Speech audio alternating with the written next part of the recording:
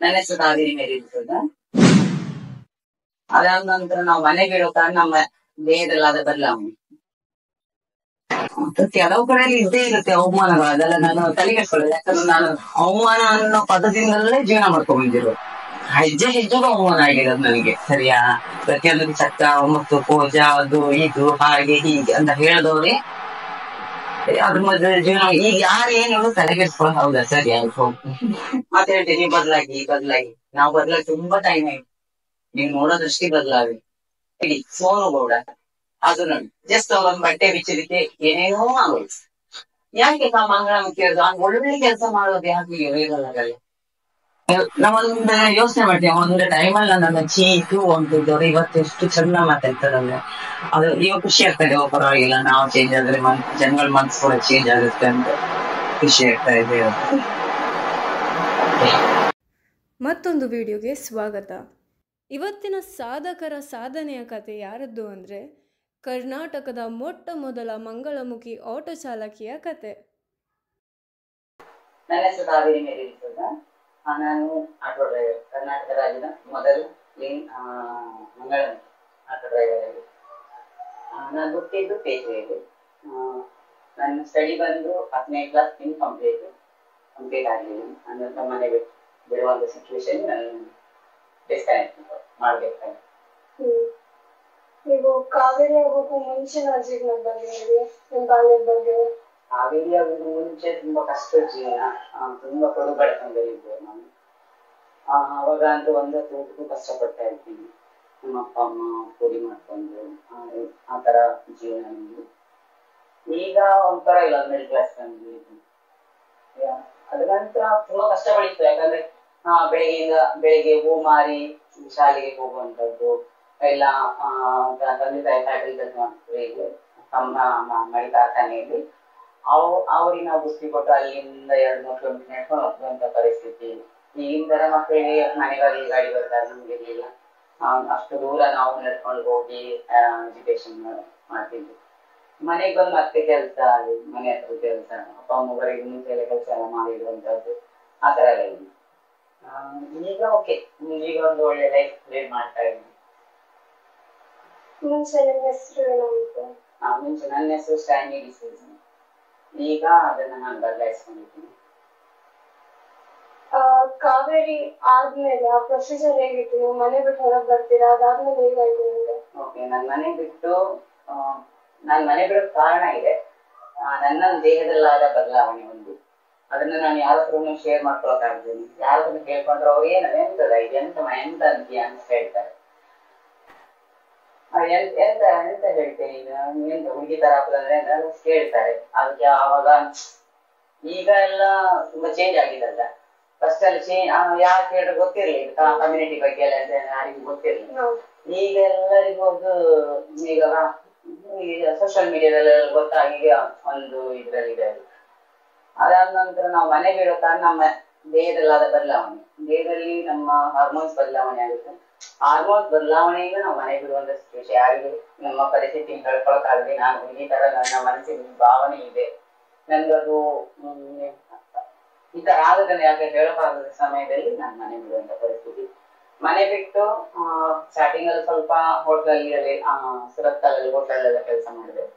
ನಂತರ ಯಾಕಂದ್ರೆ ನಮ್ಗೆ ದುಡ್ಡಿಲ್ಲ, ನೀನಾಗಿ ನನ್ನ ಮನೆಗೆ ತಗೊಂಡು ಬರೀ 20 ರೂಪಾಯಿಯಿಂದ ನಾನು ಸುರತ್ಕಲ್ಲರಿಗೆ ಹೋದೆ. ಅಲ್ಲಿ ಒಂದು ಹೋಟ್ಲಲ್ಲಿ ಒಂದು 3 ತಿಂಗಳು ಕೆಲಸ ಮಾಡಿದೆ. ಮತ್ತು ಅಲ್ಲೂ ಅಂತ ಹಿಂಸೆ, ನನ್ನ ಅರ್ಥ ಮಾಡ್ಕೊಳ್ಳೋರು ಯಾರಿಲ್ವಲ್ಲ, ನನ್ನ ಮನಸ್ಸಿನ ಭಾವನೆ ಅರ್ಥ ಮಾಡ್ಕೊಳ್ಳೋರಿಲ್ಲ ಅಂದಾಗ ನಾನು ಅಲ್ಲಿಂದ ಮತ್ತೆ 3 ತಿಂಗಳು ಮತ್ತೆ ನಾನು ಅಕ್ಕನ ಮದುವೆ ಮಂಗಳೂರ್ಲಿದೆ ಅನ್ನೋ ಕಾರಣಕ್ಕೆ ಮತ್ತೆ ಇಲ್ಲೇ ಹೋದೆ. ನನ್ನ ಮತ್ತೆ ಮನೆ ಕರ್ಕೊಂಡು ಹೋಗ್ತಾರೆ, ಅದೇ ಮತ್ತೆ ಆ ಲೈಫ್ ಬಾಳ್ಬೇಕಂತ ನಾನು ಮತ್ತೆ ಅಲ್ಲಿಂದ ಮೈಸೂರಿಗೆ ಹೋಗ್ತೀನಿ. ಮೈಸೂರಲ್ಲಿ ಹೋದಾಗ ನನಗೆ ಯಾರು ಪರಿಚಯ ಇಲ್ಲ. ಬಸ್ ಸ್ಟ್ಯಾಂಡ್ಗಳೇ ಜೀವನ, ಬೇರೆ ಮದುವೆ ಛತ್ರಗಳಲ್ಲಿ ನಂದು ಊಟ, ಬೇರೆ ವೈಕುಂಠ ಸಮಾರಾಧನೆ ನಾನು ಊಟ ಮಾಡ್ತಾ ಇದ್ದೆ. ಆ ಸಮಯದಲ್ಲಿ ಸುಮಾರು ಒಂದು 2 ತಿಂಗಳು 3 ತಿಂಗಳು ಮಾಡ್ತಾ ಇದ್ದೆ. ಅದಾದ ನಂತರ ನನಗೆ ನನ್ನ ಕಮ್ಯುನಿಟಿಯ ಒಂದು NGO ಸಂಸ್ಥೆ ನನಗೆ ಅಲ್ಲಿನ ನನ್ನ ಕಮ್ಯುನಿಟಿಯವರೆಲ್ಲ ಬಸ್ ಸ್ಟ್ಯಾಂಡ್ ಅಲ್ಲಿ ಬರೋದು ಹೋಗೋದು, ನಾನು ಅಬ್ಸರ್ವ್ ಮಾಡೋದಾಗಿ ಅದು ಮಾಡ್ತಾ ನನ್ನ ಕಮ್ಯುನಿಟಿಗೆ ಕನೆಕ್ಟ್ ಆಗಿದೆ. ಅಲ್ಲಿ ನನಗೆ ಗೆಳೆಯ ಅಂತ ಒಂದು NGO ಸಂಸ್ಥೆ ಮೈಸೂರಲ್ಲಿ ನಾನು ಕೆಲ್ಸಕ್ಕಿಲ್ಲ, ಈ ತರ ಒಂದು ಮನೆ ಇಲ್ಲ ಅಂದಾಗ ಅವರು ಒಂದು ಸಣ್ಣದಾಗಿ ಒಂದು ಅಲ್ಲಿ ಆಫೀಸ್ ಎಲ್ಲ ಕ್ಲೀನ್ ಮಾಡಿ NGOದಲ್ಲಿ ಇರುವಂತ ವ್ಯವಸ್ಥೆ ಮಾಡಿಕೊಟ್ರು. ಸರಿ, ಸುಮಾರು ಹೀಗೆ ಒಂದು 3-4 ತಿಂಗಳು ಹೋಗ್ತಿದ್ದಂಗೆ ಇದೇ ತರ ಒಂದು ಸಣ್ಣ ಅಮೌಂಟ್ ಕೊಡ್ತೀವಿ, ತುಂಬಾ ದೊಡ್ಡ ಅಮೌಂಟ್ ಏನಲ್ಲ, ಸಣ್ಣ 5 ದಿನಕ್ಕೆ 50 ರೂಪಾಯಿ ಕೊಡ್ತೀವಿ. ಅದನ್ನ ನಾನು ಕಂಟಿನ್ಯೂ ಆಗಿ ಒಂದು 3 ತಿಂಗಳು ಮಾಡಿದೆ. ಹಾಗೆ ಬೆಂಗಳೂರಿಂದ ನನ್ನ ಕಮ್ಯುನಿಟಿಯವರು ಬರೋದು ಹೋಗುದು, ಆಫೀಸಿಗೆ NGO ಅಲ್ವಾ ಅದು, ಬರೋದು ಹೋಗೋದೆಲ್ಲ ಮಾಡ್ತಾ ಇದ್ದೆ. ಹಾಗೆ ನಾನು ನೋಡೋದು ತುಂಬಾ ಎಷ್ಟು ಚಂದ ಹುಡುಗಿ ತರ ಆಗ್ಬೋದಾ. ನಾನು ಫಸ್ಟ್ ಅವ್ರನ್ನ ಹುಡುಗಿ ಅನ್ಕೊಂಡಿದ್ದೆ, ಲೇಡೀಸ್ ಅಂತ ಅನ್ಕೊಂಡು. ಮತ್ತೆ ಗೊತ್ತಾಯ್ತು ನನ್ನ ಕಮ್ಯುನಿಟಿಯವರು ಅಂತ. ಆಮೇಲೆ ನಾನು ಇದೇ ತರ ಚೇಂಜ್ ಆಗ್ಬೇಕು, ನನ್ನ ಮನಸ್ಸಲ್ಲಿದ್ದ ಒಂದು ಭಾವನೆಗೂ ಅದು ಮ್ಯಾಚ್ ಆಯ್ತು. ಹಾಗೆ ನಾನು ಬ್ಯಾಂಗ್ಳೂರ್ ಸೇರ್ಕೊಂಡೆ. ಅಲ್ಲಿಂದ ನನ್ನ ಈ ಜೀವನ ಶುರುವಾಯಿತು. ಇವಾಗ ಎಲ್ಲರೂ ನಿಮ್ ಕಮ್ಯುನಿಟಿಯವರು ಸೇರ್ಕೊಂಡ್ಮೇಲೆ ಜಾಸ್ತಿ ಹೆಚ್ಚಿನ ಪಕ್ಷ ಸೆಕ್ಸ್ ವರ್ಕಿಂಗ್ ಅಥವಾ ಭಿಕ್ಷಾಟನೆಗೆ ಹೋಗ್ತಾರೆ. ನೀವ್ ಹೇಗೆ ಆ ಜೀವನ ಬಿಟ್ಟು ನಿಮ್ದೇ ಆದಂತ ಒಂದು ಸುಂದರವಾಗಿ ಜೀವನ ರೂಪ ಮಾಡ್ಕೊಂಡಿಲ್ಲ? ಅಂದ್ರೆ ನಾನು ಈ ಕಮ್ಯುನಿಟಿ ಬಂದ ತಕ್ಷಣ ನಾನು ಈ ಜೀವನ ಮಾಡ್ತಾ ಇಲ್ಲ. ನಾನು ಕೂಡ ಸೆಕ್ಸ್ ವರ್ಕ್ ಮಾಡಿದ್ದೀನಿ, ನಾನು ಕೂಡ ಬೇಕಿಂಗ್ ಹೋಗಿದ್ದೀನಿ. ಏನಂದ್ರೆ ನಮ್ಗೆ ಗೊತ್ತಿಲ್ಲ ಏನ್ ಮಾಡ್ಬೇಕು ಅಂತ. ಈಗ ಕಮ್ಯುನಿಟಿ ಒಳಗಡೆ ಹೋಗಿ ಆಯ್ತು, ಈಗ ಇರೋ ಜೀವನ 2 ದಾರಿ, ಒಂದು ಸೆಕ್ಸ್ ವರ್ಕ್, ಒಂದು ಬಿಟ್ಟು ಇದು 2 ಬಿಟ್ಟು ಬೇರೆ ಆಪ್ಷನ್ ಇಲ್ಲ. ಯಾಕಂದ್ರೆ ನಾವು ಅದ್ರ ID ಕೊಟ್ಟಿಲ್ಲ, ಯಾವುದೇ ದಾಖಲೆಗಳಿಲ್ಲ. ನಿಮ್ಗೆ ಕೆಲ್ಸಕ್ಕೆ ಹೋಗೋದ್ರು ದಾಖಲೆಗಳಿಲ್ಲ, ಏನಿಲ್ಲ. ಅವಾಗ ನಾನು ನಮ್ ಜೀವನ ಇಷ್ಟೇ, ಇದರಲ್ಲೇ ನಮ್ ಜೀವನ ಹೋಗಿ ನಾನು ಇದ್ರಲ್ಲಿ ಸೆಕ್ಸ್ ವರ್ಕ್ ಅಲ್ಲಿ ಇಲ್ಲ ಇದ್ರಲ್ಲಿ ಬೆಗ್ಗಿಂಗ್ ಅಲ್ಲಿ ನಾನು ಹೋಗಿದ್ದೆ, ನಾನು ಮಾಡ್ಕೊಂಡಿದ್ದೀನಿ. ತದಾನಂತರ ಹಲವಾರು ವರ್ಷಗಳ ನಂತರ ನನಗೊಂದು ರಿಯಲೈಸ್ ಆಯ್ತು, ನಾನು ಯಾಕೆ ಒಂದು ಚೇಂಜ್ ಲೈಫ್ ಮಾಡಬಾರ್ದು, ಲೈಫ್ ಚೇಂಜ್ ಆಗಿ ನೋಡುವ ಅಂತ ಒಂದಾಯ್ತು. ಅವ್ರು ಸುಮಾರು ಅಲ್ಲಿ ನನ್ನ ಕಮ್ಯುನಿಟಿನ ಸುಮಾರು ಅದಕ್ಕೆಲ್ಲ ಸ್ವಲ್ಪ ಅಡೆತಡೆಗಳು ಬಂತು. ಆದ್ರೆ ನಾನು ಮಾಡಿ ಸ್ವಲ್ಪ ನಾನು ವಾಯ್ಸ್ ರೈಸ್ ಮಾಡ್ತಾನೆ ಹೋದೆ. ಆ ವಿಷಯದಲ್ಲಿ ವಾಯ್ಸ್ ರೈಸ್ ಮಾಡ್ತಾ ನಾನೊಂದು NGO ಅಲ್ಲಿ ಮತ್ತೆ ಬ್ಯಾಂಗ್ಳೂರಲ್ಲಿ NGOದಲ್ಲಿ ಒಂದು ಫಸ್ಟ್ ನಾನು ಯಾಕಂದ್ರೆ ಮೈಸೂರಲ್ಲಿ ನಾನು NGOದಲ್ಲಿ ವರ್ಕ್ ಮಾಡಿದ್ನಲ್ಲ, ಹಾಗೆ ಸ್ವಲ್ಪ ಅನುಭವ ಇತ್ತು ಹೇಗೆ ವರ್ಕ್ ಮಾಡೋದು. ಆ ಅನುಭವನ ನಾನು ಬ್ಯಾಂಗ್ಳೂರಲ್ಲಿ ಒಂದು NGO ಸಮರ ಮತ್ತೆ ಪೇಚಾನ್ ಅಂತ ಅದರಲ್ಲಿ ನಾನು ಕೆಲಸ ಮಾಡ್ತಾ ಇದ್ದೆ. ಕೆಲಸ ಮಾಡ್ತಾ ನನ್ಗೆ MP ಆಫೀಸ್ ಇಂದ ಒಂದು ಆಫರ್ ಬಂತು, ನಮ್ಮ ಕಮ್ಯುನಿಟಿಗಂತ ಒಂದು ಆಫರ್ ಬಂತು. ಯಾರಾದ್ರೂ D ಗ್ರೂಪ್ ನೌಕರರಾಗಿ ಕೆಲಸ ಮಾಡೋರು ಇದ್ರೆ ಬೇಕು ಅಂದ್ರೆ ಡಾಕ್ಟರ್ B ಜಯಶ್ರೀ ಅವರು ನಮ್ಗೆ ಹೇಳಿದ್ರು. ಆವಾಗ ಅಲ್ಲಿ ಅಕ್ಕೈ ಪದ್ಮಶಾಲಿ ಅಂತ ಒಬ್ರು ನಮ್ಮ ಸಮರದಲ್ಲಿ ಇದ್ರು, ಅವರು ಸ್ವಲ್ಪ ಮೇಲು ಹುದ್ದೆಯಲ್ಲಿದ್ರು. ಅವ್ರು ನನ್ಗೆ ಹೇಳಿದ್ರು, ನೀವು D ಗ್ರೂಪ್ ನೌಕರರಾಗಿ ವರ್ಕ್ ಮಾಡ್ತೀರಾ ಅಂತ ಕೇಳಿದ್ರು. ಆವಾಗ ನನ್ಗೆ ಖುಷಿ ಆಯ್ತು, ಓಕೆ ಪರವಾಗಿಲ್ಲ, ಇದೇ ಒಂದು ಚಾನ್ಸ್ ತಗೊಳ್ಳಿ, ಯಾಕೆ ತಗೋಬಾರ್ದು ನಾನು ಅಂತ ಅನ್ಕೊಂಡು ಅಲ್ಲಿ ನಾನು ಶುರು ಮಾಡಿದ್ದು D ಗ್ರೂಪ್ ಆಗಿ. ನಾನು B ಜಯಶ್ರೀ ಅವರ ಅಂಡರ್ ಅಲ್ಲಿ ಕೆಲಸ ಮಾಡಿದೆ. ಅದೇನೋ ಗೊತ್ತಿಲ್ಲ, ನಿಗದಿತ ಏನೋ ಗೊತ್ತಿಲ್ಲ, ಹಣೆ ಬರ ಏನೋ ಗೊತ್ತಿಲ್ಲ. ನನಗೆ ಅಲ್ಲಿ ಒಂದು 10 ಮಂತ್ ಕೆಲಸ ಮಾಡಿದ್ದೀನಿ. ಅಲ್ಲಿ ನನಗೆ TB ಅಟ್ಯಾಕ್ ಆಯ್ತು, TB ಕಾಯಿಲೆ ಗೊತ್ತಲ್ಲ, TB ಕಾಯಿಲೆ. ಅಲ್ಲಿ TB ಬಂದಾಗ ನನಗೆ ಸ್ಟಾರ್ಟಿಂಗ್ ನನ್ಗೆ ಅಷ್ಟು ಗೊತ್ತಾಗಲ್ಲ. ಮತ್ತೆ ಮೇಡಮ್ ಹೇಳಿದ್ರು ಒಂದ್ಸರಿ ಟೆಸ್ಟ್ ಮಾಡಿದಾಗ ಇತ್ತು ನನಗೆ TB ಕಾಯಿಲೆ. ಆವಾಗ ಅವ್ರು ಹೇಳಿದ್ರು, ನೀವು ಇದನ್ನ ಕಂಪ್ಲೀಟ್ ಕ್ಯೂರ್ ಮಾಡ್ಬೋದು, ಇವಾಗ ನೀವು ಇದನ್ನ ಮೆಡಿಸಿನ್ ಕಂಟಿನ್ಯೂ ಮಾಡಿ ಮತ್ತೆ ಬನ್ನಿ ನೀವು, ಅವಾಗ ನಿಮ್ಗೆ ಹೇಳ್ತೀವಿ ಅಂತ ಹೇಳಿದ್ರು. ಮತ್ತೆ TB course DOTS course complete ಮಾಡ್ಲಿಕ್ಕೆ ಒಂದು 6 ಮಂತ್ ಟೈಮ್ ಬೇಕು. 6 ಮಂತ್ ನಾವು ಮೆಡಿಸಿನ್ ಎಲ್ಲ ಆಗಿ ನಾನು ಕ್ಯೂರ್ ಆಗಿ ಮತ್ತೆ ಬ್ಯಾಂಗ್ಳೂರಿಗೆ ಹೋಗುವಾಗ ಕೆಲಸ ಹೋಗಿ. ಅದಾದ ನಂತರ ಅದು ನನ್ಗೆ TB ಬಂದಾಗ ನನ್ಗೆ ನಿಜವಾಗ್ಲೂ ನಾನು ಫಸ್ಟ್ ಇದ್ದ ಸಿಚುವೇಶನ್ ಬೇರೆ ಆಗಿತ್ತು, ಒಳ್ಳೆ ಸಿಚುವೇಶನ್ ಇದ್ದೆ. ನನ್ಗೆ TB ಬಂದಾಗ ನನ್ನ ಫ್ರೆಂಡ್ಸ್ ದೂರ ಆದ್ರು, ನನ್ನ ಕಮ್ಯುನಿಟಿ ದೂರ ಆಯ್ತು, ನಮ್ಮ ಸಂಬಂಧಿಕರು ದೂರ ಆದ್ರು, ನನ್ನ ಕೈ ಹಿಡಿದ ಅಮ್ಮ ಅಪ್ಪ ಮಾತ್ರ. ನನಗೆ ನಾನು ವಾಪಸ್ ಬಂದೆ ಊರಿಗೆ ವಾಪಸ್ ಬಂದಾಗ, ಊರಿಗೆ ವಾಪಸ್ ಬಂದಾಗ ಮುಂಚೆ ಒಂದು ಹೇಳ್ಬೇಕು, ನನಗೆ ಅಷ್ಟು ನನಗೆ ಎಲ್ಲರೂ ನನ್ನ ಕೈ ಬಿಟ್ಟು ಹೋದಾಗ ಅವರು ನನ್ನ ಕಮ್ಯುನಿಟಿಯ ಅಂದ್ರೆ ಹೆಡ್, ನಾನು ಅವ್ರ ಅಮ್ಮ ಅಂತ ಎಲ್ಲರೂ ಅನ್ಕೋತೀನಿ, ಅವರು ನನಗೆ ಒಂದು ಸಪೋರ್ಟ್ ಆಗಿ ಇಟ್ಕೊಂಡು ಏನಾದ್ರೂ ಪರವಾಗಿಲ್ಲ ನೋಡುವ, ಬದುಕಿದ್ರೆ ಬದುಕಿ ಅಂದ್ಬಿಟ್ಟು ಅಲ್ಲೊಂದು ಕೇರಳದ ಒಂದು ಈ ತರ TB ಅಂತ ಹಾಸ್ಪಿಟಲ್ ಇದೆ ಬ್ಯಾಂಗ್ಳೂರಲ್ಲಿ, ಅಲ್ಲಿ ನನಗೆ ಹಾಕೋದು. ಯಾರಿಲ್ಲ ಒಬ್ಬಳೆ ಇದ್ರಲ್ಲಿ, ಅವರು ಎಲ್ಲ ನೋಡ್ಕೊತಾರೆ. ದುಡ್ಡು ಒಂದು ಕಟ್ಟಿದ್ರೆ ಮತ್ತೆಲ್ಲ ಅವ್ರು ನೋಡ್ಕೊತಾರೆ. ಅವ್ರು ನನಗೆ ದುಡ್ಡೆಲ್ಲ ಕಟ್ಟಿ ಅಲ್ಲಿ ಹಾಕೋದು. ನಾನು ಆಲ್ಮೋಸ್ಟ್ ಒಂದು 2 ತಿಂಗಳಲ್ಲಿ ಇದ್ದೆ. 2 ತಿಂಗಳಿದ್ದಾಗ ಅವರೇ ಬಂದು ಊಟ ಹಣ್ಣು ಏನು ತಿನ್ಲಿಕ್ಕಾಗಲ್ಲ ಟೈಮಿಗೆ, ಫುಲ್ ವಾಮಿಟ್ ಆಗ್ತಿತ್ತು. ಕಿಲೋಮೀಟರ್ ಹೋಗ್ತಿತ್ತು. ಅಂದ್ರೆ ಒಂದು 2 ತಿಂಗಳು ನಾನು ನರಕ ನೋಡ್ದಂಗೆ ಆಯ್ತು. ಅವಾಗೆಲ್ಲ ನನ್ನಿಂದ ದೂರ ಆಗಿದ್ದು ಆಲ್ಮೋಸ್ಟ್. ನಾವಿಲ್ಲ ಅವ್ರು ಮೇಘಮ್ಮ ಅಂತ ಹೋಗ್ತಿದ್ದಾರೆ, ಮಳವಿರೋಡು ಮಾಚೋಡಿಯಲ್ಲಿ ಅವ್ರ ಮನೆ ಬ್ಯಾಂಗ್ಳೂರಲ್ಲಿ. ಅವರು ಒಬ್ರು ನನ್ನ ಸಪೋರ್ಟ್ ಮಾಡಿದ್ ಬಿಟ್ರೆ ಅಲ್ಲಿ ಯಾರು ಅಷ್ಟು ಅರ್ಥ ಬರ್ಲಿಲ್ಲ. ನಾನು ಇನ್ನೊಂದು ಪ್ರೇಮ ಅಂತ ಹೋಗ್ತಿದ್ದಾರೆ, ನಂಗೆ ಅರ್ಥ ಆಗಲ್ಲ, ಅಕ್ಕನ ಸ್ಥಾನದಲ್ಲಿ ಇರ್ಬೇಕು, ಅವರು ನನ್ಗೆ ಸ್ವಲ್ಪ ಸಪೋರ್ಟ್ ಮಾಡುತ್ತೆ. ಅದು ಬಿಟ್ಟು ನನ್ನ ಕಮ್ಯುನಿಟಿ ಫುಲ್ ನನ್ನ ಬಿಟ್ಟು ದೂರ ಆಗಿತ್ತು. ಇನ್ನ ಕಾಯಿಲೆ ಅಂದ್ರೆ ಫುಲ್ ಸಣ್ಣ ಆಗಿದ್ದೆ. 3-4 CD4 36 ಒಬ್ಬ ಮನುಷ್ಯನ ಯೋಚನೆ ಮಾಡಿ ಎಷ್ಟು ಮಟ್ಟಿಗೆ ಅವನು ಇದ್ದಾನೆ. ಹಿಂಗ ಫುಲ್ ಸಣ್ಣ ಆಗಿದ್ದು ನನ್ನ ಹಿಂಗೆ ಕೈಲ ಇಟ್ಕೊಂಡು ಹೋಗೋ ಪರಿಸ್ಥಿತಿ ಆ ತರ ಇತ್ತು. ಆವಾಗ ನಂಗೆ ಗೊತ್ತಾಯ್ತು ನನ್ನವ್ರು ಯಾರು. ಇಷ್ಟು ದಿವಸ ಇದ್ದಿದ್ದು ನನ್ನ ದುಡ್ಡಿಗೆ, ನನ್ನ ಹಣ ಜೊತೆ ಹಣಕ್ಕೆ ನನ್ನ ಹಿಂದೆ ಇದ್ದಿದ್ದು ಸಂಬಂಧಗಳು. ಅದಾದ ನಂತರ ನಂಗೆ ಒಂದು ಅಲ್ಲಿಂದ ರಿಯಲೈಸ್ ಆಯ್ತು, ಇಲ್ಲ ನಂಗೆ ಅವಾಗ ಒಂದು ಚಾಲೆಂಜ್, ಒಂದು ವಿಲ್ ಪವರ್ ಬಂತು, ಇಲ್ಲ ನಾನು ಬದುಕ್ಬೇಕು, ಇಷ್ಟೇ ಬದುಕ್ಬೇಕು ಅಷ್ಟೇ. ನಾನು ಅವನ ಹತ್ರ ಹೇಳಿದೆ, ಇಲ್ಲ ನಾನು ಊರಿಗೆ ಹೋಗ್ತೀನಿ, ಸತ್ರ ಊರಲ್ಲಿ ಬದುಕುದು ಊರಲ್ಲಿ. ವಿಲ್ ಬಂದಾಗ ಎಲ್ಲರೂ ದೂರ ತೊಂದ್ರೆ ಇಲ್ಲ. ಅವಾಗ ಇದ್ದು ಜನಗಳು ಈಗ ಕೂಡ ಇವಾಗೂ ಇದ್ದಾರೆ. ನಾನಿರೋ ಸಿಚುವೇಶನ್ ಚೇಂಜ್ ಆಗಿದೆ ಅಷ್ಟೇ. ಓಕೆ, ಅದಾಯ್ತು. ಅದಾದ ನಂತರ ತುಂಬಾ ಆಮೇಲೆ ಒಂದೊಂದೇ ಯೋಚನೆ ಮಾಡಿದೆ, ಮತ್ತೆ ಬ್ಯಾಂಗ್ಳೂರಿಗೆ ಹೋಗೋದು. ಬ್ಯಾಂಗ್ಳೂರಿಗೆ ಹೋಗೋಣ ಅಂತ ಹೋದೆ. ಆಗ ಅಮ್ಮ ಇದ್ರು. ಹೋಗಿ ಒಂದು 4 ತಿಂಗಳ 3 ತಿಂಗಳು ಅಮ್ಮ ಎಕ್ಸ್ಪೈರ್. ಅಂದ್ರೆ ಅವರಿಗೆ ಹಾರ್ಟ್ ಅಟ್ಯಾಕ್ ಅಂತ ಹೇಳುದು. ನಂಗೆ ಗೊತ್ತಿಲ್ಲ, ನಾನು ಬ್ಯಾಂಗ್ಳೂರಿಗೆ ಇರೋ ಕಾರಣ ನಾನಂತೂ ನಂಬಲ್ಲ ಅವ್ರಿಗೆ ಹಾರ್ಟ್ ಅಟ್ಯಾಕ್ ಅಂತ ಹೇಳಿದ್ರೆ. ಯಾಕಂದ್ರೆ ಅಷ್ಟು ಸಣ್ಣ ಜೀವ, ಅವ್ರ ಫೋಟೋ ಅಲ್ಲಿ ಹೋಗುದು ಇಲ್ಲ. ಆಮೇಲೆ ಹೊಸ ಮನೆ ಆಗಿದೆ ಅಷ್ಟೇ. ಅವ್ರು ನನಗೆ ಬ್ಯಾಕ್ ಸಪೋರ್ಟ್ ಆಗಿತ್ತು. ಏನೇ ಕಷ್ಟ ಬಂದು ಅವ್ರು ನಮ್ಗೆ ದುಡ್ಡು ಕೊಡ್ತಾರೆ ಅದೆಲ್ಲ ಇಲ್ಲ. ಅವ್ರು ಯಾಕೆ ಅವ್ನು ತುಂಬಾ ಕಡೆ ಅವನ್ನೆಲ್ಲ ಸಿಂಪಲ್ ಆಯ್ತು ನಮ್ಗೆ. ಅವ್ರು ದುಡ್ಡು ಕೊಡ್ತಾರೆ ಏನೋ ಗೊತ್ತಿಲ್ಲ, ಅವ್ರು ಹೇಳೋ ಒಂದೊಂದು ಮಾತುಗಳಿದೆ ಅಲ್ವಾ, ಅಮ್ಮ ಹೇಳೋ ಒಂದು ಮಾತು, ಆಧಾರದ ಮಾತಿದೆ ಅಲ್ವಾ, ಅದು ಹೇಳಿದ್ರೆ ಸಾಕು ನಮ್ಗೆ ಒಂದು ಕಾನ್ಫಿಡೆಂಟ್ ಬರ್ತಿತ್ತು. ನೆಕ್ಸ್ಟ್ ನಾನು ಹಿಂಗ್ ಮಾಡ್ಬೇಕು. ಅವ್ರೊಂದು ಐಡಿಯಾ ಕೊಟ್ಟಿದ್ರು ನಮ್ಗೆ, ಈ ತರ ಮಾಡುವ, ಈ ತರ ಮಾಡುವ, ಆಗುತ್ತೆ, ನೀವು ಹೋಗು ಅಂತ ಒಂಥರ ಕಾನ್ಫಿಡೆನ್ಸ್ ಅಂತ ಇದೆ ನಮ್ಮಮ್ಮ. ಅದಾದ ನಂತರ ನಾನು ಬ್ಯಾಂಗ್ಳೂರಿಗೆ ಹೋದೆ. ಈ ತರ ಅಮ್ಮ ಎಕ್ಸ್ಪೈರ್ ಆದ್ರು. ಅಮ್ಮ ಎಕ್ಸ್ಪೈರ್ ಮನೆಗೆ ಬಂದೆ. ಮತ್ತೆ ಯೋಚನೆ ಮಾಡಿದೆ, 1 ತಿಂಗಳು ಮತ್ತೆ ರಿಟರ್ನ್ ಹೋದೆ. ಒಂದು 15 ದಿವಸ ಇದ್ದು ಮತ್ತೆ ರಿಟರ್ನ್ ಹೋದೆ ಬ್ಯಾಂಗ್ಳೂರ್. ಏನಾದ್ರು ಮಾಡುವ. ಅಲ್ಲಿ ಹೋದಾಗ ಏನು ಕೆಲಸ ಎಲ್ಲ NGO ಗಳಲ್ಲಿ ಕೆಲಸ ಇದೆ, ಇಲ್ಲ ಅಂತಲ್ಲ, ಎಲ್ಲ ನಮ್ಗೆ ಕುರಿತ. ಬ್ಯಾಂಗ್ಳೂರ್ ಜೀವನವಾಗ ಗೊತ್ತಲ್ಲ, ತುಂಬಾ ಹೈಫೈ ಆಗಿರುತ್ತೆ ಜೀವನ. ಅಲ್ಲಿ ಗಾಡಿಗಳು ಜಾಸ್ತಿ, ಪ್ರತಿಯೊಂದು ನಾವು ದುಡ್ಡು ಕಟ್ಬೇಕು ಅಂತ ಬಂದಾಗ ಮತ್ತೆ 1 ತಿಂಗಳು ಬಂದು ರಿಟರ್ನ್ ನಾನು ಊರಿಗೆ ಬಂದು ಏನ್ ಮಾಡುವ ಕುತ್ಕೊಂಡು ಅಂತ ಊರಿಗೆ ಬಂದು ದಿನಸಿ ಅಂಗಡಿ ಹಾಕೋಣ ಅಂತ ಪ್ಲಾನ್ ಮಾಡ್ಬಿಟ್ಟು ಇದು ಬ್ರಹ್ಮಾವರ ಕೊಳಂಬೆ ಅಂತ ಬ್ರಹ್ಮಾವರ, ಅಲ್ಲಿ ನಾನೊಂದು ದಿನಸಿ ಅಂಗಡಿ ಶುರು ಮಾಡಿದೆ.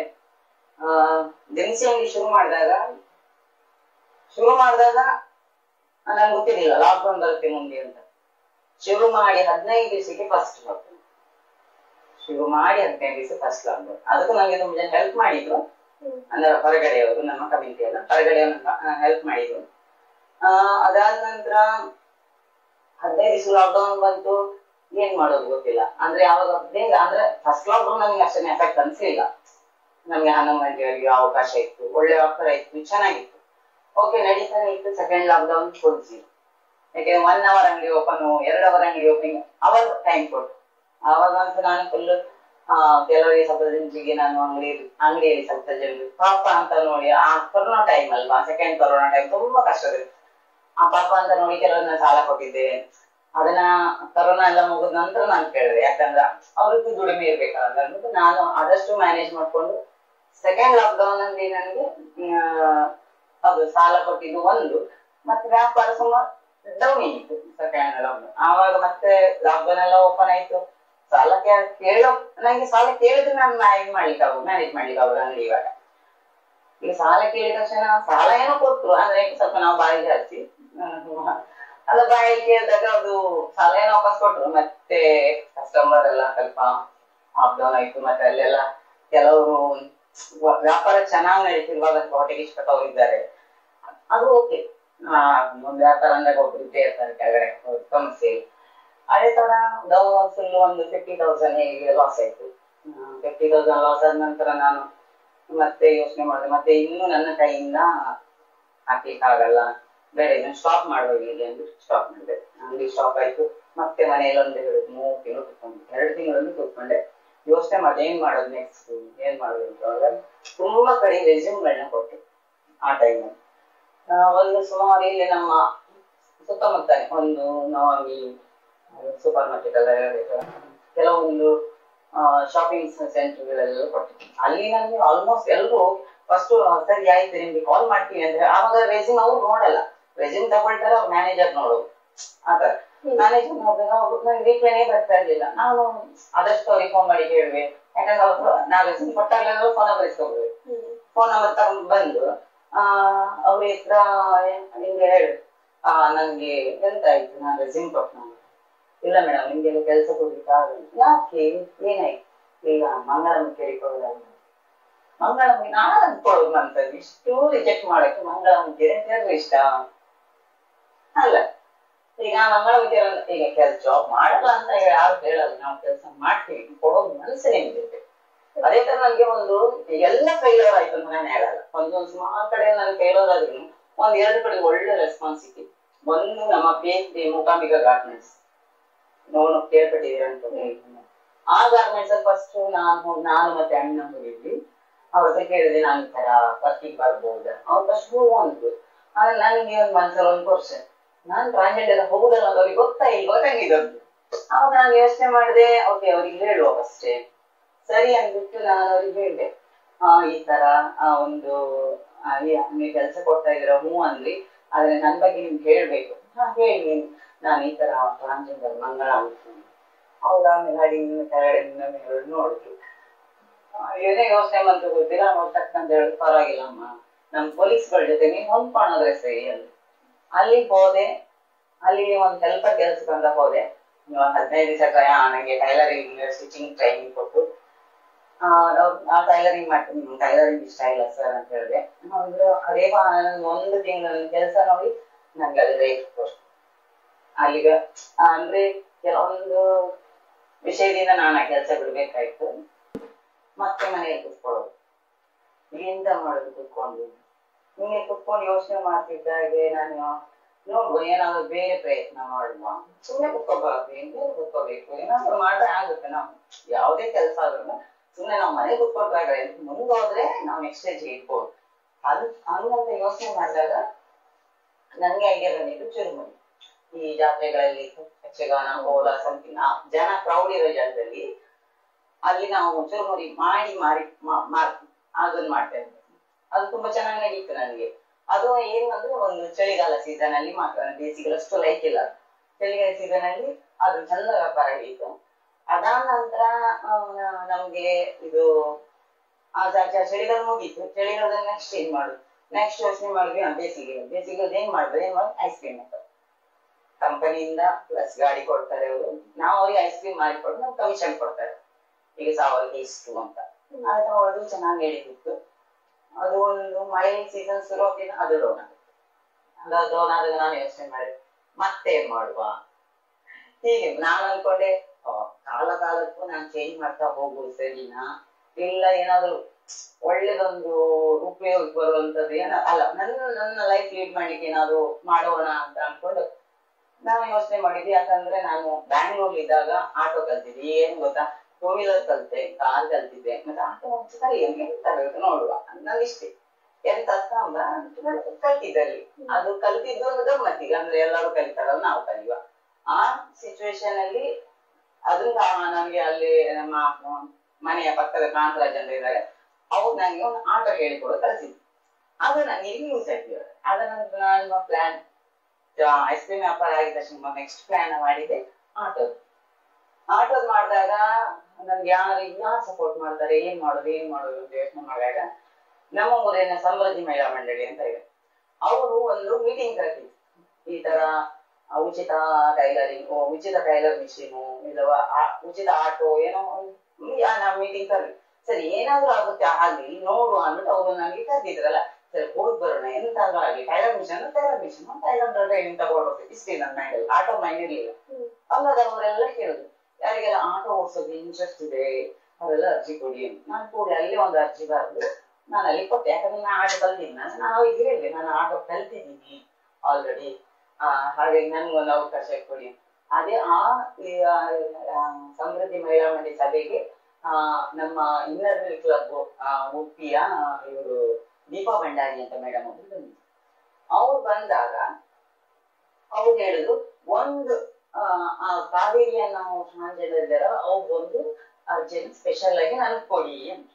ನನಗೆಲ್ಲ ಖುಷಿ ಆಯ್ತು. ಓಕೆ, ಏನೋ ಒಂದ್ ದಾರಿ ಬರ್ತಾ ಇದೆ, ಓಕೆ ನಾನು ಸ್ವಲ್ಪ ಅಮೌಂಟ್ ಕಲೆಕ್ಟ್ ಮಾಡಿ ಇಟ್ಕೋಬೇಕು, ಅವ್ರನ್ನ ಅಂದ್ರೆ ಪೂರ್ತಿ ಅವ್ರ ಮೇಲೆ ಡಿಪೆಂಡ್ ಆಗೋದು ಬೇಡ ಅಂತ.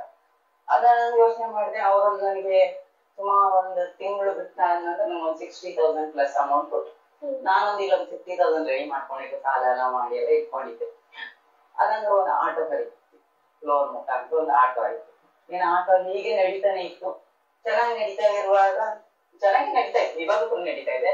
ಅದೇ ಟೈಮ್ ನನ್ಗೆ ಗೊತ್ತಿಲ್ಲ, ಆ ಸಿಚುವೇಶನ್ ನನ್ನನ್ನ ಕಂಪ್ಲೀಟ್ ಆಗಿ ನನ್ನ ಲೈಫ್ ನ ಫುಲ್ ತಿರ್ಸ್ಕೊಳ್ಳೋ ಕಾರಣನೂ ಸಮೃದ್ಧಿ ಮಹಿಳಾ ಮಂಡಳಿ. ಅದ್ರಿಂದ ಆ ಸಮೃದ್ಧಿ ಮಹಿಳಾ ಮಂಡಳಿಯಿಂದ ಅದು ಒಂದು ಆಟೋ ಬಂದಿದ ತಕ್ಷಣ ನೆಕ್ಸ್ಟ್ ಅವರು ಸ್ಟೆಪ್ ತಗೊಂಡ್ರು. ನಮ್ಮ humanity trust Belman Roshan sir ಇದಾರೆ, ಅವರ ಸಂಸ್ಥೆಗೆ ನಾವು ಹೋದ್ವಿ. ನಮ್ಮ ಒಂದು ಅರ್ಜಿ ತಗೊಂಡು ಈ ತರ ಒಂದು ಲಿಂಗಕಲ್ಪ ಸಂಖ್ಯೆಗೆ ಆಟೋ ಓಡಿಸ್ಕೊಂಡು ಶುರು ಮಾಡ್ತಾ ಇದ್ದಾರೆ ಅಂತ ಹೋದ್ವಿ. ನಾವು ಹೋಗಿದ್ದು ಇದಕ್ಕಂತ ಹೋಗಿದ್ದಲ್ಲ, ಮನೆ ವಿಷಯಕ್ಕೆ ಹೋಗಿದ್ದು. ಅಲ್ಲಿ ಮನೆಗೆ ಅವ್ರು ಏನೋ ಹೆಲ್ಪ್ ಮಾಡಿ ನಾನು ದುಡ್ಕೊಂಡು ಏನೋ ಲೈಫ್ ಸೆಟ್ಲ್ ಆಗ್ಬೋದಲ್ಲ.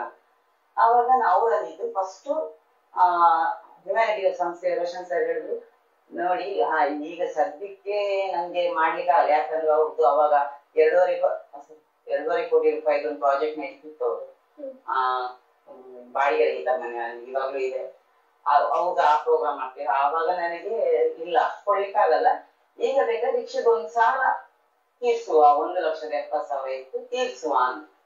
ಓಕೆ ಅಂತ ಆ ಸಾಲ ತೀರ್ಸು ಅಲ್ಲಿ ನೋಡು, ಅದು ನೆಕ್ಸ್ಟ್ ಸ್ಟೆಪ್ ಅಲ್ಲಿ ಇಡುವ ಅಂದ್ರು. ಆವಾಗ ನಾವು ಓಕೆ ಅಂದ್ಬಿಟ್ಟು ನಂದೊಂದು 1 ಮಂತ್ ಅಲ್ಲಿ ನಾನು ರಿಕ್ಷಾ ಸಾಲ ತೀರ್ತು. ಅಲ್ಲಿ ಯಾವ ಲೋನ್ ಎಲ್ಲ ಕ್ಲಿಯರ್ ಮಾಡಿ ಹ್ಯುಮ್ಯಾನಿಟಿ ಸಂಸ್ಥೆಗೆ ಕೊಟ್ಟು, ಆ ಸಮಯದಲ್ಲಿ ಆ ಚಿತ್ರನು ಸಮೃದ್ಧಿಯಿಂದ ಹೋಗಿರೋದು. ಅವ್ರು ಕೊಟ್ಟರು. ಮತ್ತೆ ನನ್ಗೊಂದು ದಾರಿ ಆಯ್ತು ಅನ್ಕೊಂಡು ನಾನಿದ್ದೆ. ನನ್ಗೆ ಮತ್ತೆ ಅವ್ರೊಂದು 2.5 ಕೋಟಿ ಪ್ರಾಜೆಕ್ಟ್ ನಡೀತಿತ್ತು ಹ್ಯುಮ್ಯಾನಿಟಿ ಟ್ರಸ್ಟ್. ಆವಾಗ ನನ್ಗೆ ಮತ್ತೆ ಅವ್ರ ಹತ್ರ ನಾವು ಕೇಳೋದು ಬೇಡ, ಈಗ ಸದ್ಯಕ್ಕೆ ಅವ್ರು ಮುಗಿಲಿ ಅಂತ ಸುಮ್ಮನಿದ್ವಿ. ಮತ್ತೆ ನಾವು ಅವ್ರೆಲ್ಲ ಪ್ರಾಜೆಕ್ಟ್ ಎಲ್ಲ ಮುಗಿದಾದ ನಂತರ ನಾವು ಲಾಸ್ಟ್ ಟೈಮ್ ಅಕ್ಟೋಬರ್ ಅಲ್ಲಿ ಮತ್ತೆ ನಾವು ಅವ್ರ ಅರ್ಜಿ ಬಗ್ಗೆ ಕೇಳಿದ್ವಿ. ಹ್ಯುಮ್ಯಾನಿಟಿ ಟ್ರಸ್ಟ್ ಬೆಳ್ಮಣ್ ಅವ್ರಿಗೆ ಸಮೃದ್ಧಿಯಿಂದಾನೇ ಹೋಗಿರೋದು. ಅವ್ರು ಹೋದ ನಂತರ ಅವರು ಈ ಮನೆಗೆ ಎಲ್ಲಾ ದಾನಿಗಳಿಂದ ಕಲೆಕ್ಟ್ ಮಾಡಿ ಸುಮಾರು 5.5 ಲಕ್ಷ, ಅಂದ್ರೆ ಈ ಮನೆ ಕಟ್ಟಿ 10 ವರ್ಷ ಆಗಿತ್ತು, ಅಂದ್ರೆ ಟೆರೇಸ್ ವರೆಗೂ ಆಗಿತ್ತು. ಟೆರೇಸ್ ನಂತರದ ಕೆಲಸ ಎಲ್ಲ ಹ್ಯುಮ್ಯಾನಿಟಿ ಟ್ರಸ್ಟ್ ಬೆಳ್ಮಣ್ 5 ಲಕ್ಷ ರೂಪಾಯಿ ಖರ್ಚು ಮಾಡಿಕೊಡ್ತು. ಅಲ್ಲಿಂದ ಒಂದು ಟರ್ನ್ ಆಗಿರೋ ಲೈಫ್ ಇವತ್ತಿ ಕೂಡ ಚೆನ್ನಾಗಿದೆ, ತೊಂದರೆ ಇಲ್ಲ. ಅಣಿಸ್ತಾನೆ ಇರ್ತಾರೆ, ಅದು ಏನ್ ಮಾಡ್ಲಿಕ್ಕೆ ಆಗಲ್ಲ. ಎಷ್ಟೋ ಜನ ಹೇಳ್ತಾರೆ ಕಾವೇರಿ ಬೇಕಿತ್ತ, ಕಾವೇರಿಗೆ ಆಟೋ ಬೇಕಿತ್ತ, ಅವಳಿಗೆಲ್ಲ ಆಗುತ್ತಾ ಹೇಳ್ತಾರೆ. ಅದಿಲ್ಲ, ಹೇಳಿ ಏನ್ ತೊಂದರೆ ಇಲ್ಲ. ನಾವು ಹೇಳಿದ ತಕ್ಷಣ ನಮ್ ಜೀವನ ಅವ್ರು ಕಟ್ಕೊಡಲ್ಲ, ನಮ್ ಜೀವನ ನಾವೇ ಕಟ್ಕೋಬೇಕು ಅಲ್ವಾ. ಅದನ್ನ ಕೆಲವರು ನೆಗೆಟಿವ್ ಆಗಿ ಮಾತಾಡಿದ್ದಾರೆ, ಪಾಸಿಟಿವ್ ಮಾತಾಡಿದ್ದಾರೆ. ಪರವಾಗಿಲ್ಲ ಕಾವ್ಯ, ಅಪ್ರಿಶಿಯೇಟ್ ಮಾಡ್ಬೋದು. ಈಗ ತುಂಬಾ ಜನ ಇದ್ದಾರೆ, ಖುಷಿ ಆಗುತ್ತೆ ಒಂದೊಂದು ಜನ ಯೋಚನೆ ಮಾಡಿದಾಗ. ಮಾಡಿಲ್ಲ, ಈಗ ಒಂದು ಲೆಕ್ಕದಲ್ಲಿ ಒಳ್ಳೆ ಲೈಫ್ ಚೆನ್ನಾಗಿ ನಡೀತಾ ಇದೆ, ಖುಷಿ ಆಗ್ತಾ ಇದೆ. ನಿಮ್ಗೆ ಫ್ಯಾಮಿಲಿಯಿಂದ ಆಗಿರ್ಬೋದು ಅಥವಾ ಸಮಾಜದಿಂದ ಮುಂಚೆ ಸಪೋರ್ಟ್ ಹೇಗಿತ್ತು ಮತ್ತೆ ಈಗ ಹೇಗಿದೆ? ನನಗೆ ಸಮಾಜ ಸಪೋರ್ಟ್ ಅನ್ನೋದೇನು, ನನಗೆ ಸಮಾಜ ಸಪೋರ್ಟ್ ಆಕ್ಚುಲಿ ಇಲ್ಲ. ಅಂದ್ರೆ ಈಗ ಇರ್ಬೋದು, ಈಗ ನನಗೆ ಸಂಸ್ಥೆಗಳು ಕೊಡ್ತಾ ಇದ್ದಾರೆ ಬಿಟ್ರೆ ಸಮಾಜದ ಒಂದು ನಮ್ಮ ಸರ್ಕಾರದಿಂದಾಗ್ಲಿ ಸಮಾಜದಿಂದಾಗ್ಲಿ ಒಂದು ವೋಟರ್ ಐಡಿ ನಾವು ದುಡ್ಡು ಕೊಟ್ಟು ಮಾಡ್ಕೊಂಡಿದ್ವಿ. ವೋಟರ್ ಈಗ ಎಲ್ಲ ಇದೆ, ಅವಾಗ ಒಂದು 10 years ಬ್ಯಾಕ್ ನಾನು ವೋಟರ್ ಐಡಿ ಮಾಡ್ಕೊಂಡಿದ್ದೆ. 10 ವರ್ಷದಿಂದ ನಾನು ವೋಟರ್ ಐಡಿ ಮಾಡಿ ದುಡ್ಡು ಕೊಟ್ಟಿದ್ದೀನಿ, ಆಧಾರ್ ಕಾರ್ಡಿಗೆ ದುಡ್ಡು ಕೊಟ್ಟಿದ್ದೀನಿ, ಪ್ಯಾನ್ ಕಾರ್ಡಿಗೆ ದುಡ್ಡು ಕೊಟ್ಟಿದ್ದೀನಿ, ಪ್ರತಿಯೊಂದು ದುಡ್ಡು ಕೊಟ್ಟು ಮಾಡಿರೋದು. ಈಗ ನಮ್ಗೆ ಅಂತ ಎಂತ ಸಿಗ್ತಾ ಇದೆ ಅಂದ್ರೆ 800 ರೂಪಾಯಿ ಮೈತ್ರಿ ಅಥವಾ ಒಂದು ಮಾಸಾಸನ ಇದೆ, ಅದೊಂದು ಸಿಗ್ತಾ ಇದೆ. ಅದು ಆಗಿನ ಸರ್ಕಾರ ಕೊಟ್ಟು ಈಗ ಒಂದು ವರ್ಷ ಆಯ್ತು. ಅದು ಬಿಟ್ಟರೆ ಮತ್ತೆ ಏನಿಲ್ಲ, ನಾವು ದುಡಿದಿದ್ದು ನಾವು ತಿನ್ಬೇಕಷ್ಟೇ. ಈಗ ಆಟೋ ಫೀಲ್ಡಿಂಗ್ ಬಂದ್ರ ಫಸ್ಟ್ ಎಲ್ಲ ನನ್ನನ್ನ ಅವಳ ಆತರ, ಅವಳ ಕೈಲಿ ಆಗಲ್ಲ, ಅವಳೆಲ್ಲ ದುಡ್ಡು ಬಿಡ್ತಾಳೆ ಅಂತ ಹೇಳೋ ಜನ, ಅವಳಿಗೆ ಬೇಕಿತ್ತ ಅನ್ನೋ ಜನ ಈಗ ಅದೇ ಜನ ರಿಕ್ಷಾ ಇರ್ತಾರೆ, ಅದೇ ಜನ ನನ್ನ ರಿಕ್ಷಾ ಕರೀತಾರೆ. ಈಗ ಸುಮಾರು ಅಂದ್ರೆ ನಮ್ಗೆ ಗೊತ್ತಿರೋ ಪ್ರಕಾರ ನಾನೊಂದು 5,000 ಟ್ರಿಪ್ಗಳನ್ನ ಪೂರೈಸಿ ಮುಗಿಸಿದೀನಿ. ಅಂದ್ರೆ ಸ್ಟಾರ್ಟಿಂಗ್ ಒಂದ್ 2 ತಿಂಗಳು ಮಾತ್ರ ನನಗೆ ಕಷ್ಟ ಅನಿಸ್ತು, ಯಾಕಂದ್ರೆ ಜನ ನನ್ನ ಹೇಗ್ ರೆಸ್ಪಾನ್ಸ್ ಮಾಡ್ತಾರೆ ಅಂತ. ಅದ್ರ ನಂತರ ಫುಲ್ ಚೇಂಜ್ ಆಯ್ತು, ದೇವರಿಂದ ಅದನ್ನು ಚೇಂಜ್ ಆಯ್ತು. ಅಂದ್ರೆ ತುಂಬಾ ಬಾಡಿಗಳು ಇಶ್ಯೂ ಆಯ್ತು, ಇವಾಗ್ಲೂ ಕಷ್ಟ ಇದೆ. ಖುಷಿ ಆಗ್ತಾ ಇದೆ. ಈಗ ಎಲ್ಲ ಜನ ನನ್ನ ಜೊತೆ ಒಂಥರ ಹ್ಯಾಪಿ ಆಗಿದ್ದಾರೆ. ಫಸ್ಟ್ ತರ ದೂರ ಅಲ್ಲ, ಅಂದ್ರೆ ಮಂಗಳಮುಖಿ, ಕೋಟಿ, ಚಕ್ಕ, ಒಂಬತ್ತು ದೂರ ಅಲ್ಲ ಯಾರು. ಅಂದ್ರೆ ಈಗ ಒಂಥರ ಫ್ಯಾಮಿಲಿ ಒಬ್ರ ಆಗ್ತಾ ಹೋಗ್ತಾ ಇದ್ದೀನಿ ಒಂದೊಂದ್ ಕಡೆ.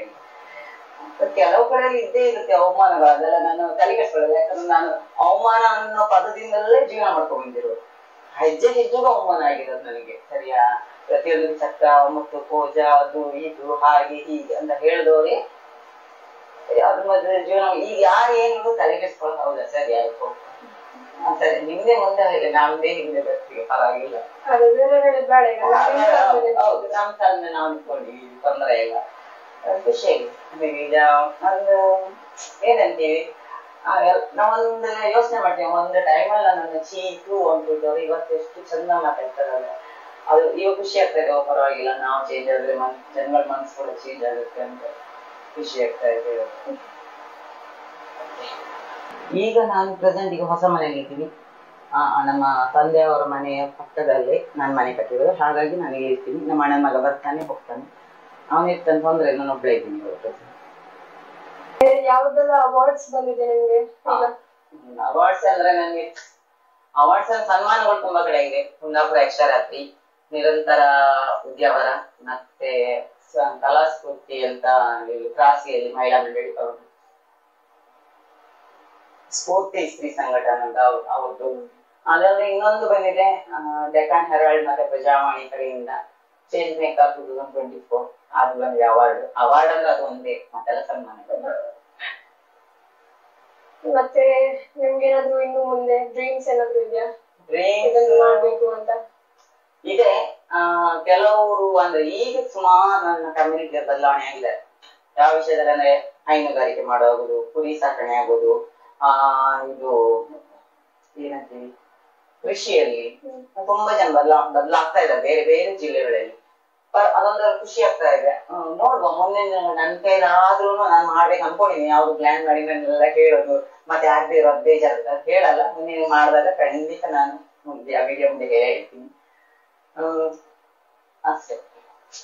ನಿಮ್ಮನ್ನ ನೋಡಿ ನಮ್ಮ ಕಮ್ಯುನಿಟಿಯಿಂದ ಯಾರಾದ್ರು ನಾನು ಇದೇ ತರ ಚೇಂಜ್ ಆಗ್ಬೇಕು ಅಂತ ಯಾರಾದ್ರು ಹಾಗೆ ಈಗ ಸುಮಾರು ಉಡುಪಿಲಿ ಒಂದಾಗಿದೆ, ಕ್ಯಾಂಟೀನ್ ಆಗಿದೆ ಮಂಗಳೂರಿಗೆ. ಅವ್ರು ಈಗ ಮಾಡ್ತಾ ಇದ್ದ ಪ್ರಜೆಂಟ್ ಗೊತ್ತಿಲ್ಲ, ಒಂದ್ ಸ್ವಲ್ಪ ಮುಂಚೆ ಇದ್ರಲ್ಲ ಮೀಡಿಯಾದಲ್ಲೆಲ್ಲ ಬಂದಿತ್ತು. ಅದಾನಂತರ ಬೇರೆ ಬೇರೆ ಉತ್ತರ ಕನ್ನಡ ಜಿಲ್ಲೆಯಲ್ಲಿ ನನ್ನ ಫ್ರೆಂಡ್ ಒಬ್ಬರಿದ್ದಾರೆ ಸಲ್ಮಾನ್, ಅವಳು ಹೈನುಗಾರಿಕೆ ಮಾಡ್ತಾ ಇದ್ದಾಳೆ. ರೀಸೆಂಟ್ ಇಶ್ಯೂ ಮಾಡಿದ್ದವಳು ಮಾಡ್ತಾ ಇದ್ದಾಳೆ, ಖುಷಿ ಆಗ್ತಾ ಇತ್ತು. ಅವ್ರು ನನ್ನ ಕೇಳಿದೆ, ಆಗ ಒಂದು ದನ ಇಸ್ಕೊಡ ಅಂತ ಹೇಳಿದ್ರು. ನಾನು ಹೀರಿನಕ್ಕೆ ಇಸ್ಕೊಡುವ ನೋಡುವ ಅಂತ ಹೇಳಿದ್ವಿ. ಕೊನೆಯದಾಗಿ ಸಮಾಜಕ್ಕೆ ಏನ್ ಹೇಳ್ತೀರಾ ನೀವು? ಸಮಾಜಕ್ಕೆ ಹೇಳಕ್ಕಿಂತ ಇನ್ನೊಂದು ಹೇಳ್ಬೇಕು. ನಾನು ಮಂಗಳಮುಖಿಯ ಬಗ್ಗೆ ಎಷ್ಟೋ ವಿಡಿಯೋಗಳು ಬರ್ತವೆ, ಎಷ್ಟೋ ವಿಡಿಯೋಗಳಿದ್ದಾವೆ. ಒಳ್ಳೆ ಕೆಲಸ ಮಾಡಿರೋದು, ಅಚೀವ್ ಮಾಡಿರೋದು, ಯಾಕೆ ಅವ್ರು ವಿಡಿಯೋಗಳು ವೈರಲ್ ಆಗ್ತಾ ಇಲ್ಲ? ಈಗ ನೋಡಿ, ಮೊನ್ನೆ ಯಾವ್ದು ಆನೆ ಇಶ್ಯೂ ಇಟ್ಕೊಂಡು ನೋಡಿದೀರಾ ಅನ್ಕೋತೀನಿ ಸೋಷಿಯಲ್ ಮೀಡಿಯಾದಲ್ಲಿ. ಆನೆ ರಿಸರ್ಚ್ ಮಾಡೋ ಜಾಗದ್ದು ಒಂದು ಟಾಪಿಕ್ ಇಟ್ಕೊಂಡು ತುಂಬಾ ವೈರಲ್ ಮಾಡಿದ್ರು. ಅದು ಬಿಡಿ, ಸೋನು ಗೌಡ ಅದು ನೋಡಿ, ಜಸ್ಟ್ ಅವ್ರೊಂದು ಬಟ್ಟೆ ಬಿಚ್ಚಿದಕ್ಕೆ ಏನೇನೋ ಆಗೋಯ್ತು. ಯಾಕೆ ಮಂಗಳಮುಖಿಯದು ಒಳ್ಳೊಳ್ಳೆ ಕೆಲಸ ಮಾಡೋದು ಯಾಕೆ ವೈರಲ್ ಆಗಲ್ಲ? ಸೋಷಿಯಲ್ ಮೀಡಿಯಾ ಅಂದ್ರೆ ಬರೀ ಕೆಟ್ಟದಾಗಿ ತೋರಿಸಿದ್ರೆ ಮಾತ್ರ ವೈರಲ್, ಒಳ್ಳೇದ್ ಮಾಡಿದ್ರೆ ವೈರಲ್ ಇಲ್ವಾ? ಜನಗಳು ಹಾಗೇನೆ ಕೆಟ್ಟದನ್ನೇ ತುಂಬಾ ಲೈಕ್ ಮಾಡ್ತಾರೆ, ಅದನ್ನು ಮತ್ತೆ ಒಳ್ಳೇದನ್ನೇ ಅಪ್ರಿಷಿಯೇಟ್ ಯಾರು ಮಾಡಲ್ಲ. ಕೇಳಿದ್ರೆ ಅವಳಿಗೆ ಯಾಕೆ ಅನ್ಕೊಟ್ಟಿರ್ತಾನೆ, ಇದನ್ನ ಕೇಳೇ ಹೇಳ್ತಾರೆ. ಲಾಸ್ಟ್ ವರ್ಷನ್ ಅದೇ ಇರೋದು ಅವ್ರು, ಇಲ್ಲಾಂದ್ರೆ ನಮ್ಗೆ ಟ್ರೋಲ್ ಮಾಡ್ಬಿಡ್ತಾರೆ ಅಷ್ಟೇ. ಅದಕ್ಕೆ ನಾನು ಸೋಷಿಯಲ್ ಮೀಡಿಯಾದಲ್ಲಿ ಜಾಸ್ತಿ ನೋಡ್ತೀನಿ, ಆದ್ರೆ ಆಕ್ಟಿವ್ ಆಗಿರಲ್ಲ. ಹಾಗಾಗಿ ಮತ್ತೆ ಸಮಾಜಕ್ಕೆ ನಾನು ಹೇಳೋದಾದ್ರೆ, ಸಮಾಜಕ್ಕೆ ಒಂದೇ ಹೇಳೋದು, ನಮ್ಮಂತವರಿಗೆ ಅಪರ್ಚುನಿಟಿ ಕೊಡಿ. ಇನ್ನೊಂದು ನಮ್ಮ ಗೌರ್ಮೆಂಟ್ ಹೇಳಿದ್ರು, ಒಂದು ಪರ್ಸನ್ ಮೀಸಲಾತಿ. ಅಲ್ಲಿ ಎಷ್ಟು ಇಶ್ಯೂ ಇದೆ ಗೊತ್ತು? 1% ಮೀಸಲಾತಿ. 10ನೇ ಕ್ಲಾಸ್ ಪಾಸ್ ಆಗಿದ್ವಿ, 10ನೇ ಕ್ಲಾಸ್ ಪಾಸ್ ಆಗಿರೋದೇ ಇಲ್ಲ. ನಮ್ಮ ಕಮ್ಯುನಿಟಿಯವರು 8, 9ರಲ್ಲೇ ಓಡ್ ಬಂದಿದ್ರು. 10 ಕ್ಲಾಸ್ 10ನೇ ಇನ್ಕಂಪ್ಲೀಟ್. 10ನೇ ಕ್ಲಾಸ್ ಪಾಸ್ ಆಗಿರ್ಲೇಬೇಕು, ಅದು 1% ಅಲ್ಲಿ ಇದೆ. ನಾವು 10ನೇ ಕ್ಲಾಸ್ ಪಾಸ್ ಆಗೋದಾಗಿದ್ರೆ ನಾವ್ ಯಾಕೆ ಹೇಳ್ತೀನಿ ಅಲ್ವಾ? ಹಾಗೆ 10ನೇ ಕ್ಲಾಸ್ ಮತ್ತೆ 1% ಮೀಸಲಾತಿ ಅಂತ ಅಂದಾಗ ಅದು 90% 10th ಇನ್ಕಂಪ್ಲೀಟ್. 10% ಮಾತ್ರ first PUC, second PUC, degree ಈ ತರ ಎಜುಕೇಶನ್ ಮಾಡಿದ್ರು. ಮತ್ತೆಲ್ಲ 10ನೇ ಕ್ಲಾಸ್ ಅಲ್ಲಿ ಅರ್ಧ ಆಗಿರುತ್ತೆ, ಇಲ್ಲ 9th ಅಲ್ಲಿ ಬಂದಿರ್ತಾರೆ. ಅಲ್ಲೂ ಅದೇ ಸಮಸ್ಯೆ. ಮತ್ತೆ ಸಮಾಜಕ್ಕೆ ನಾನು ಹೇಳೋದಾದ್ರೆ, ನಮ್ಮಂತವ್ರು ಎಲ್ಲೇ ಇದ್ರು ಕೆಲ್ಸ ಕೇಳ್ಕೊಂಡ್ ಬಂದಾಗ ಕೆಲ್ಸ ಕೊಡಿ, ಇಲ್ವಾ ಆತರ ಒಂದು ಅಪರ್ಚುನಿಟಿ ಕ್ರಿಯೇಟ್ ಮಾಡಿ. ಮತ್ತೆ ಹೇಳ್ತೀನಿ, ಬದಲಾಗಿ ನಾವು ಬದಲಾಗಿ ತುಂಬಾ ಟೈಮ್ ಆಯ್ತು. ನೀವು ನೋಡೋ ದೃಷ್ಟಿ ಬದಲಾಗುತ್ತೆ. ಎಕ್ಸಾಂಪಲ್ ಹೇಳ್ತೀನಿ, ಒಂದು ಬಾಳೆಹಣ್ಣು ದೇವಸ್ಥಾನ ಒಂದು ಚಿಕ್ಕ ಬಾಳೆಹಣ್ಣು ಕೊಡಿ ಅಂತ, ಅದೇ ಬಾಳೆಹಣ್ಣು ದೇವಸ್ಥಾನದ ಹೊರಗಡೆ ಆದಾಗ ಪ್ರಸಾದ ತಕೊಳ್ಳಿ ಅಂತ ನೋಡೋ ದೃಷ್ಟಿ ಚೇಂಜ್ ಆದ್ರೆ ಒಳ್ಳೇದು.